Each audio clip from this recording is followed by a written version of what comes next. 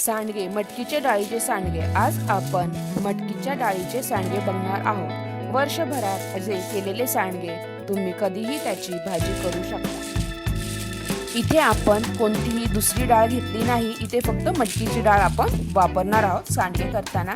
मी इथे अर्धा पाऊण किलो एवढी मटकीची डाळ घेतली होती। ती स्वच्छ फडक्याने आधी पुसून घेतली व गिरणीतनं रवा असतो जाडसर असा तसा आपण दळून आणायचा आहे। एकदम पीठही करायची नाही, अशा प्रकारे दळून आणले आहे मी। आता हे सांडगेची पीठ मळताना आपल्याला इथे भरपूर असा लसूण घ्यायचा आहे। मी एवढा लसूण घेतला आहे। आता तो मिक्सरच्या भांड्यात टाकून त्यामध्ये मीठ टाकायचं आहे थोडे आणि वाटून घ्यायचं आहे। थोडंसं पाणी टाकून मी लसणाची बारीक अशी पेस्ट केली आहे। आता ह्या पिठामध्ये मी 2 चमचे एवढी हळद टाकलेली आहे व इथे तुम्हाला जसे तिखट हवे आहे तसे तुम्ही इथे तिखट ऍड करू शकता। मी इथे 2-3 चमचे एवढे इथे लाल तिखट टाकलेले आहे। आता हे लसणाचं आपण जे मिक्सरमधनं बारीक पेस्ट अशी केली आहे ती आपल्याला या पिठामध्ये टाकून द्यायची आहे।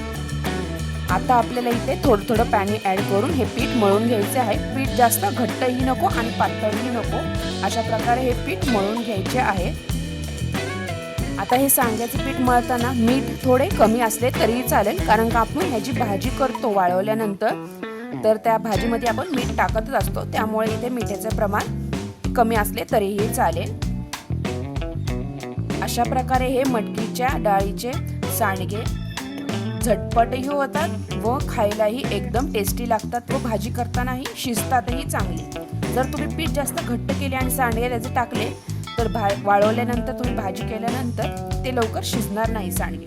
तर अशा प्रकारे एका प्लास्टिकच्या पिशवीवर मी हे असे छोटे छोटे करून सांडगे टाकणार आहे। तुम्ही एका ताटलीवरही सांडगे टाकू शकता।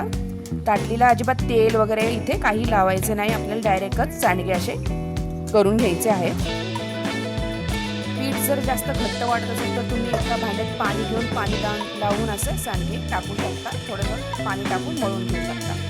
अशा प्रकारे मी इथे सगळे इथे एका प्लास्टिकच्या पिशवीवर सांडगे टाकून घेतलेले आहेत।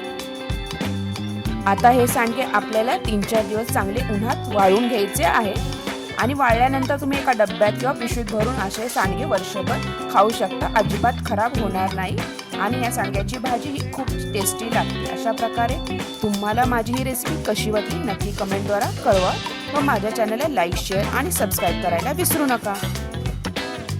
आणि जर तुम्ही माझ्या चॅनलवर नवीन असाल तर प्लीज चॅनलला सबस्क्राईब करा आणि बेल आयकॉनवर क्लिक करा, जेणेकरून तुम्हाला माझ्या चॅनलवर अशाच नवीन नवीन रेसिपीज बघायला भेटतील। तुम्ही हा व्हिडिओ शेवटपर्यंत बघितल्याबद्दल तुम्हा सगळ्यांचे खूप खूप धन्यवाद। जाता जाता व्हिडिओला लाईक नक्की करा आणि कमेंट नक्की करा। थँक्यू।